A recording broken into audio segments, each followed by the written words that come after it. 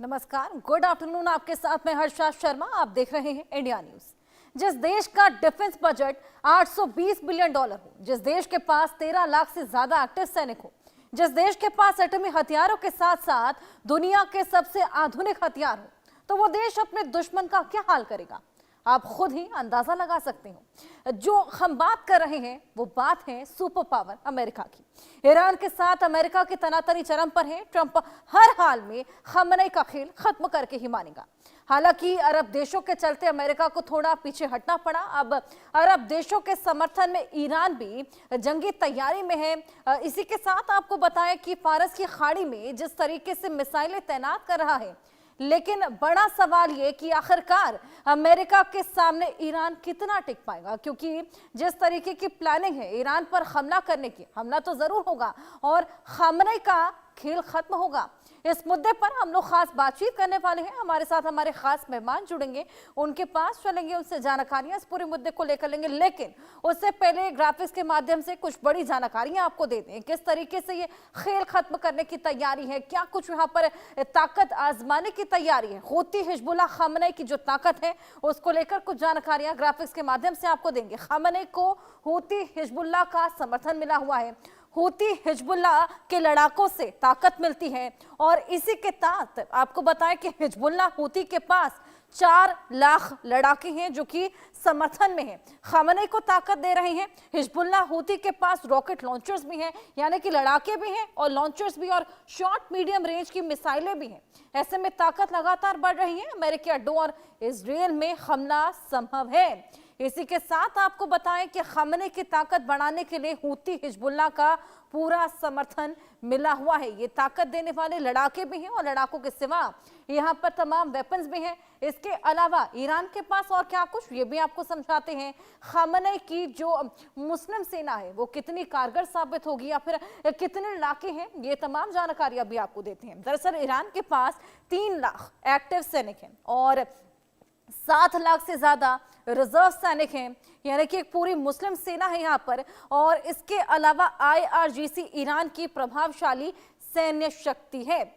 तो हिजबुल्लाह का समर्थन तो है ही, सेना भी बेहद ज्यादा यहाँ पर एक्टिव है। ग्राउंड फोर्स, नेवी, एयरफोर्स, ये तमाम चीजें हैं जो कि अब मैनेज करती हैं। IRGC के पास मिसाइलों की जो जखीरा है वो भी मौजूद है और मिसाइलों के जखीरे की रेंज भी आपको बता दें 2500 किलोमीटर है। बायोलॉजिकल वारहेड्स पर काम भी जारी है। ईरान के पास खतरनाक ड्रोन है। नौसेना छोटी और खाड़ी में खासा असरदार है। ऐसे में छोटी नौसेना है, लेकिन इसके बावजूद इसका इम्पैक्ट बेहद ज्यादा है, लड़ाके कहीं ज्यादा है, वेपन्स कहीं ज्यादा है और खamenei के समर्थन में खुद हिजबुल्लाह है। ऐसे में ताकत कहीं ज्यादा बढ़ जाती है। अड़िग लगातार यहाँ पर ईरान जो कि अमेरिका के सामने डटकर तैयारी में है पूरी, इस अगर जंग छिड़ती है। और इसी के साथ आपको बताया कि ईरान ने यह भी कह दिया है कि ऑल आउट वॉर इसको माना जाएगा अगर अमेरिका की ओर से कोई भी हमला होता है।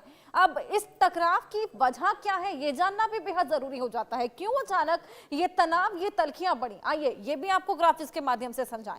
ईरान का न्यूक्लियर कार्यक्रम सबसे बड़ी वजह है। न्यूक्लियर हथियार बनाना चाहता है ईरान और इसी की वजह से अमेरिका खासा खफा है। अमेरिका न्यूक्लियर हथियार बनाने नहीं देना चाहता। यहाँ पर जिस तरीके से लगातार न्यूक्लियर वेपन्स बना रहा है ईरान का न्यूक्लियर जो कार्यक्रम है अब वो एक चिंता का विषय ट्रंप के लिए बन चला है। ईरान के न्यूक्लियर कार्यक्रम से इजरायल को खासा टेंशन है और अमेरिका खamenei को सत्ता से देखिए बेदखल करना चाहते हैं। ईरान में जेनजी प्रदर्शन के पीछे भी अमेरिका ही था। ये तमाम चीजें जो कि ग्राफिक्स के माध्यम से आपको दे रहे हैं जानकारियां। ईरान ने ट्रंप को खत्म करने की धमकी भी दी है। ट्रंप ने ईरान का वजूद मिटाने की चेतावनी दी है और इसी को लेकर लगातार जो अमेरिका की ओर से सैन्य बेड़ा है वो आगे बढ़ रहा है और लगातार यहाँ पर एक तरीके से घेराव की कोशिश है, दबाव की कोशिश है। लेकिन इन सब के बीच में कौन कितना ताकतवर है, चाहे वो बजट के माध्यम से हो या फिर सेना के माध्यम से हो, ये तमाम जानकारियां भी आपको देते हैं। ये देखिए अमेरिका और ईरान, रक्षा बजट अगर अमेरिका की बात करें तो वो कहीं ज्यादा है। और देखिए इसके अलावा अगर हम लोग बात करें एक्टिव सैनिकों की तो वो भी कहीं ज्यादा अमेरिका के पास हैं। रक्षा बजट भी यहाँ पर 820 बिलियन डॉलर का है अमेरिका का और साथ ही देखिए एक्टिव सैनिक की संख्या भी आप साफ देख सकते हैं कि कितनी ज्यादा यहाँ पर अमेरिका के पास में 8 लाख रिजर्व सैनिक है, 3.5 लाख रिजर्व सैनिक ईरान के पास है। तादाद देखिए कंपैरेटिवली बेहद ज्यादा है। विमानों की संख्या क्या है, फाइटर जेट की संख्या क्या है, ये भी आपको समझाने की कोशिश करते हैं। 1854 और वहीं 40 फाइटर जेट। कंपैरिजन देखिए आप कि कितनी ज्यादा तादाद में अमेरिका के पास ये जेट्स हैं। और इसके अलावा फ्लीट स्ट्रेंथ की भी अगर हम लोग बात करें तो 472, वहीं कंपैरेटिवली नौसेना में सिर्फ एक ही एयरक्राफ्ट ईरान के पास में है, 11 एयरक्राफ्ट अमेरिका के पास में है। ये साफ बताता है कि चाहे वो बजट हो, चाहे वो सैनिक हो, चाहे वो वेपनरी हो, ये तमाम चीजें अमेरिका के पास कहीं ज्यादा है, यानी कि ताकत में अमेरिका कहीं ज्यादा आगे। लेकिन अगर हम लोग बात करें ईरान की, तो ईरान को हिजबुल्लाह का समर्थन है, तो कहीं ना कहीं पलड़ा देखिए भारी नहीं हो जाता। सुपर पावर है अमेरिका और तमाम यहाँ पर उपलब्धियां अमेरिका के पास में है। अब उससे किस तरीके से जंग लड़ता है, ये तमाम चीजें देखने वाली होंगी और इसी को लेकर और बातचीत करेंगे। इसी को लेकर हमारे खास मेहमान हमारे साथ जुड़ गए हैं लेफ्टिनेंट कर्नल हिमांशी सिंह जी, जो कि फैक्चुअल बेसिस पे डिफेंस से जुड़ी तमाम फैक्ट्स आपको बताएंगे। लेकिन इसी के साथ शिवानी शर्मा जी, जो कि ज्योतिषी हैं, वो भी हमारे साथ जुड़ गए, यानी कि इस पूरे मामले को लेकर एक एस्ट्रोलॉजिकली क्या कुछ इम्पैक्ट रहेगा वो भी हम आपको बताएंगे। शिवानी जी, सबसे पहले आप ही का रुख मैं कर लेती हूँ। देखिए एस्ट्रोलॉजिकली एक वॉर कहाँ जा रहा है, किस तरीके से छिड़ेगा और क्या वाकई छिड़ेगा या नहीं, ये जानना बेहद दिलचस्प हो जाता है। क्या कहती है आपकी भविष्यवाणी? देखिए, बिल्कुल मैं आपकी बात से सहमत हूँ हर्षा। देखिए, पहले तो हमें ये समझना पड़ेगा कि इस टाइम पे जो ट्रम्प है वो बहुत ही ज़्यादा, उनका जो माइंड है वो बहुत ही फ्लक्चुएशन में है। कहीं न कहीं वो राहु से बहुत ज़्यादा रूल हो रहे हैं, जिसकी वजह से आप देखिए कि वो बार-बार अपने बयान भी बदल रहे हैं। कहीं न कहीं पहले वो कुछ बोलते हैं, फिर बाद में वो कुछ बोलते हैं। तो कहीं न कहीं वो अपना पलड़ा देखकर कि मुझे एक जगह पर अपना कंट्रोल करना है, यानी कि मैं हर जगह पे एक प्रेसिडेंट के रूप में रहूं, चाहे वो किसी भी देश में हो, चाहे मैं अपनी पावर लाना चाहता हूँ। कहीं ना कहीं वो चाहते हैं कि एकाकीकरण हो जाए, यानी कि उन्हीं के पास सभी चीजें आए, यानी कि सभी चीजें उन्हीं के कंट्रोल में रहें। तो कहीं ना कहीं वो चाहते हैं कि उन्हीं का वर्चस्व रहे पूरे देश पे। तो कहीं ना कहीं आपको इसी रूप में दिखाई देंगे। बिल्कुल, वाकई ये तमाम चीज़ें जो आपने कही, कुछ ऐसा ही देखा जा सकता है। अनप्रिडिक्टेबिलिटी नज़र आ रही है और जिस तरीके से इन्वेजन की तमाम कोशिशें कर रहे हैं, अपनी बात मनवाने की जो तमाम कोशिशें कर रहे हैं, बिल्कुल सही कहा आपने, ये तमाम चीज़ें उनमें नज़र आ रही हैं। हिमांशु जी, आपके पास में आऊँगी। देखिए ईरान पर जंग छेड़ने की पूरी तैयारी है। ईरान जो अपना न्यूक्लियर प्रोग्राम चला रहा है, जो न्यूक्लियर वेपन्स बना रहा है, उससे खासा खफा है ट्रंप और उसी को देखते हुए पूरा घेराव। लेकिन क्या ये एक स्ट्रेटेजिक प्रेशर बनाने की तैयारी है, डराने की तैयारी है, या वाकई यहाँ पर जंग छिड़ेगी? नमस्कार, जय हिंद, वंदे मातरम हर्षा जी और मेरी को पैनलिस्ट शिवानी जी को भी। देखिए, ये जो इस समय चल रहा है कि काफी दिन से, लगभग 2 हफ्ते से तो हम सुन ही रहे हैं कि युद्ध होगा, लेकिन युद्ध अभी तक शुरू नहीं हुआ है। तो कहीं ना कहीं ये साइकोलॉजिकल वॉरफेयर का एक तरीका है कि आप इतना प्रेशर बना दो सामने वाले पे कि सामने वाले के हौसले पस्त हो जाएं। लेकिन इस समय जो दोनों देश हैं और जो दोनों उनके हेड ऑफ स्टेट्स हैं, चाहे हम खामेनेई को ले लें, चाहे हम डोनाल्ड ट्रंप को ले लें, दोनों ही अपनी अपनी जगह अड़े हुए हैं। अमेरिका का, जैसा मेरी को पैनलिस्ट ने बताया, कि ट्रम्प का जो एक मर्कुरियल एक माइंडसेट है और जो बार बार वो अपनी राह, दिशा और दशा और बातचीत बदल देते हैं, ये एक्चुअली बहुत अनप्रिडिक्टेबिलिटी लाती है। लेकिन जो हम मुद्दे इसमें देखें तो मुद्दे क्या है? मुद्दा है कि खामेनेई की सरकार को जाना होगा। ये ट्रंप का सबसे पहले का जो एक पॉइंट है वो है। दूसरा उनका पॉइंट है कि उनको जो न्यूक्लियर आर्सेनल वो लगातार बना रहे हैं, 60% तक उन्होंने यूरेनियम को परिष्कृत कर लिया है to make a nuclear weapon. तो वो ये दोनों चीजों पे अड़े रहेंगे। वो ये कह रहे हैं कि हम ईरान की जनता को नुकसान नहीं पहुंचाना चाहते हैं, हम खामेनेई को हटाना चाहते हैं और उनके प्रोजेक्ट को रोकना चाहते हैं। लेकिन जब तक खामेनेई सत्ता में है तब तक ये नहीं होगा और खामेनेई कहीं पे भी अपने देश को छोड़कर नहीं जाएंगे। वो भी एक कद्दावर नेता है। उसके अलावा जहां तक इनके न्यूक्लियर पावर प्रोजेक्ट की बात है, तो वो इनके लिए देखिए आन बान शान की बात है। हमने अनरेस्ट भी देखा था जो मार्केट से शुरू हुआ था, क्योंकि लोगों के पास में पैसा नहीं था और एक एक डॉलर की कीमत कितने रियाल में पहुंच गई थी। स्टिल वो इतनी लंबी जो एक बगावत चली है लगभग 10-15 दिन की, उसको भी काबू करने में कामयाब हो गए हैं। तो और दूसरी बात है कि चाहे अमेरिका कितना भी प्रेशर डाल रहा है, अब चाइना भी इनके साथ आके खड़ा हुआ है बैक चैनल पे। रशिया भी इनके साथ है, नॉर्थ हम्म। कोरिया का भी इनको सहयोग है, तो ईरान उतना कमजोर नहीं है। लेकिन अब देखना यह है, क्योंकि काफी सारी बैक चैनल डिप्लोमेसी शुरू हो गई है। मैं आपके दर्शकों की जानकारी के लिए बता दूं कि इस समय भारत के जो डिप्टी एनएसए हैं पवन कपूर जी, वो भी ईरान में है इस समय। जब युद्ध के बादल मंडरा रहे हैं तो वो अगर वहां पे हैं तो कहीं ना कहीं हमें बैक चैनल डिप्लोमेसी की बहुत ज्यादा संभावना लग रही है। तो कोशिश ये की जाएगी कि ये युद्ध टाल दिया जाए, क्योंकि ये सिर्फ एक तो अनइवन वॉर होगा, दूसरा अगर ईरान पे अमेरिका हमला करता है तो उसके पूरी दुनिया में 750 के करीब बेसिस हैं, बिल्कुल। जिसमें मेजोरिटी में जो बेसिस हैं वो मिडिल ईस्ट में हैं।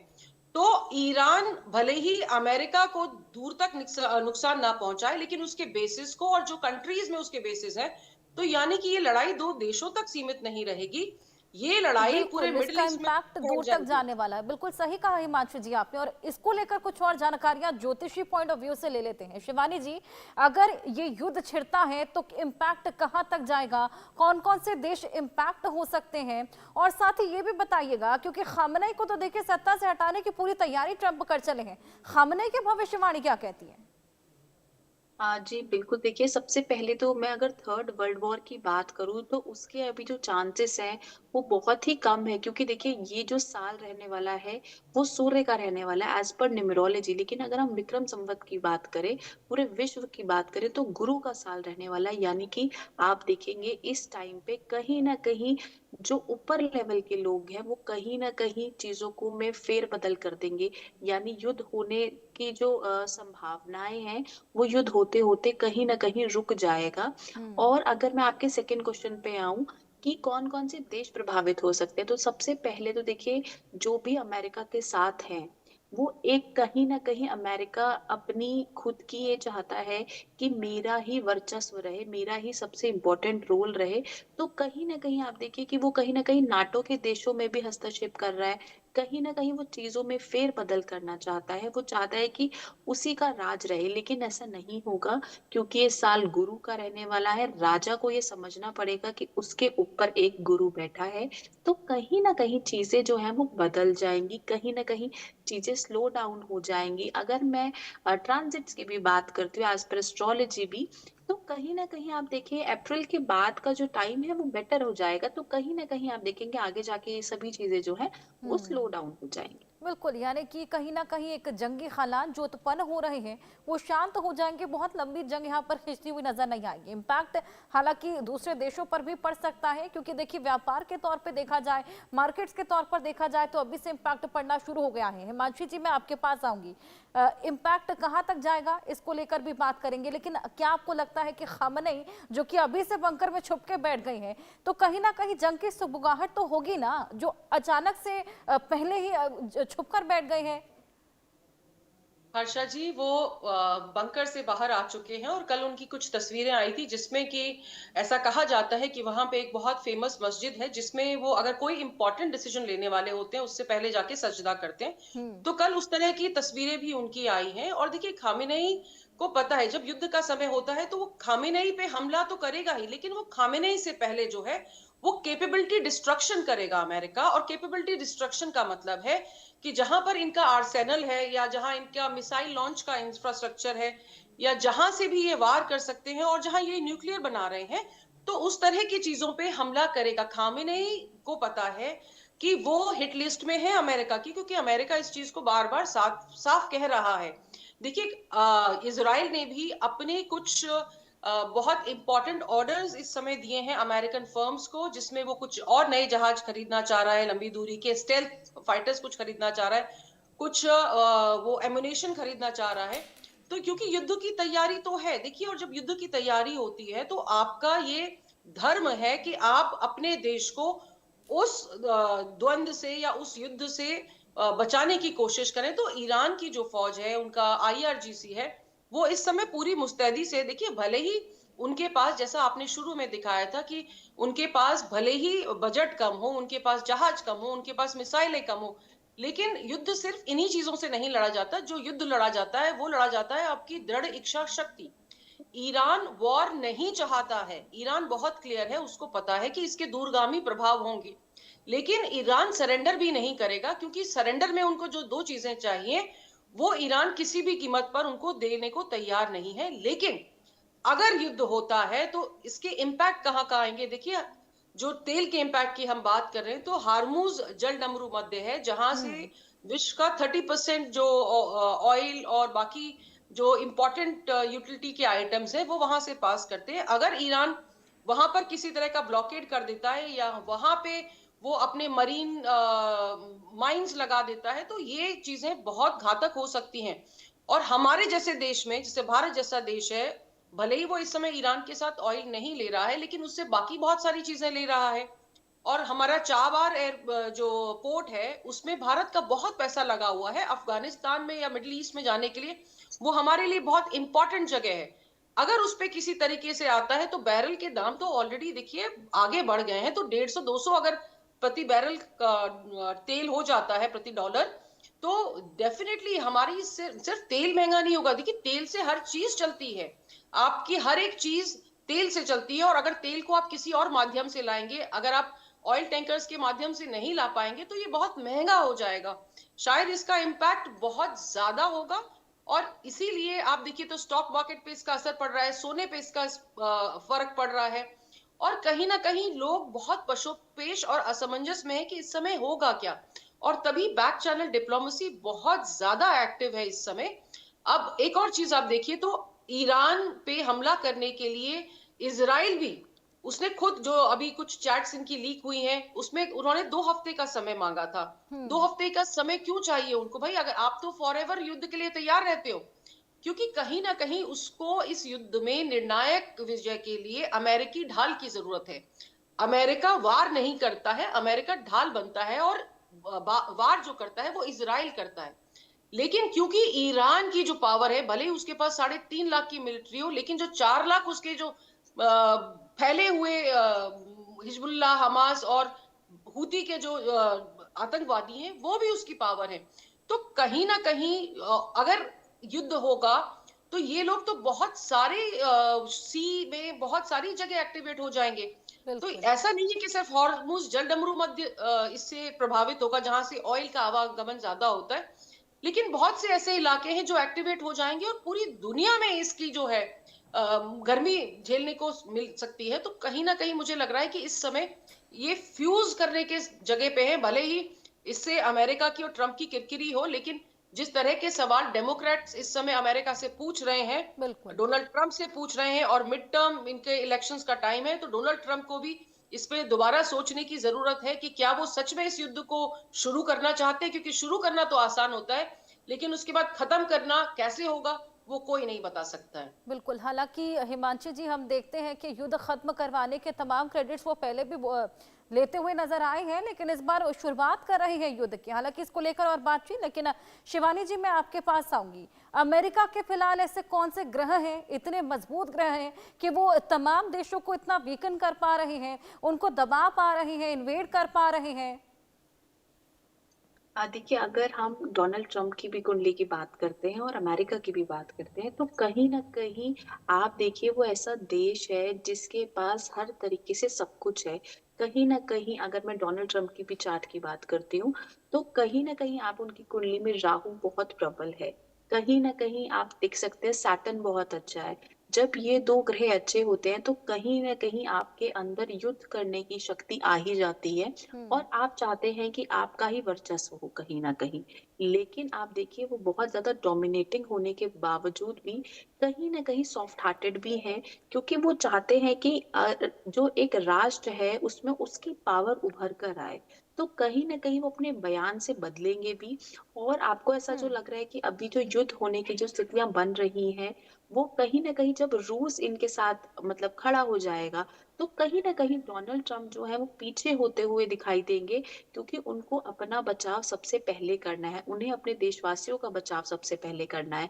क्योंकि देखिए, उनकी जो कुंडली है ना, वो इस टाइम पे जो दशा भी चल रही है, वो दशा भी बहुत हम बोलेंगे इतनी स्ट्रांग है कि अगर वो पाँव भी वापस डालते हैं, तो कहीं ना कहीं उनको कोई नुकसान नहीं होगा। पहले जो था अमेरिका, जो पहले हमेशा राष्ट्रपति रहे वो हमेशा छुप कर वार करते थे, लेकिन डोनाल्ड ट्रंप की एक खासियत है कि वो सामने से वार करता है, सामने से मुँह से कह कर करता है, लेकिन कई बारी वो अपनी बातों से पलट जाते हैं, बयान से पलट जाते हैं, लेकिन वो छुप कर वार नहीं करते, वो जो करते हैं सामने करते हैं, समक्ष करते हैं।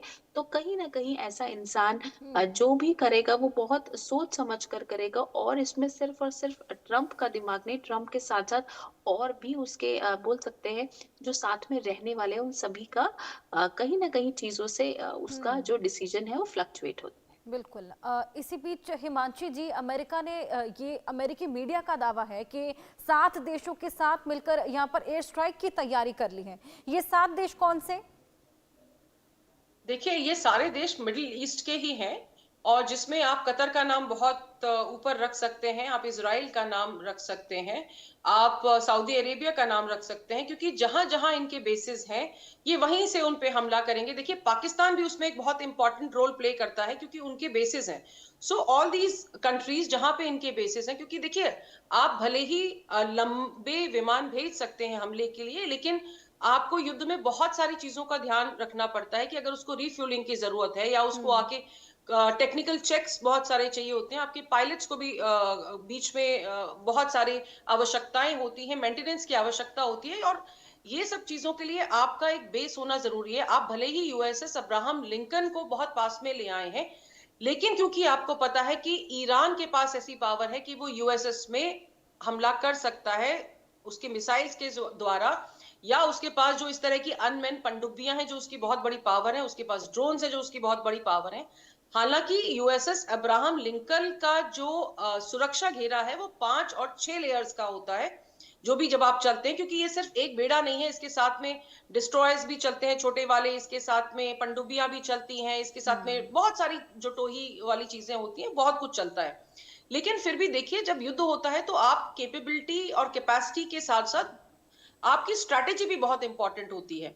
तो जब हम ये 6-7 देशों की बात कर रहे हैं, तो भले ही वो देश हैं, वो आप देखिएगा तो खुल के कोई हाँ नहीं कह रहा है। ये सब बयान कहाँ से आते हैं? अमेरिका की तरफ से। हम्म। अमेरिका की तरफ से ये भी बयान आया था हर्षा जी, कि ईरान ने उनके साथ बातचीत की कोशिश की है। हम्म। और वही चीज़ जो उनके जो विदेश मंत्री हैं आरगाची, उन्होंने बिल्कुल साफ तौर पे मना कर बिल्कुल। दिया था कि हमने इस तरह की कोई बातचीत अमेरिका के साथ नहीं की है।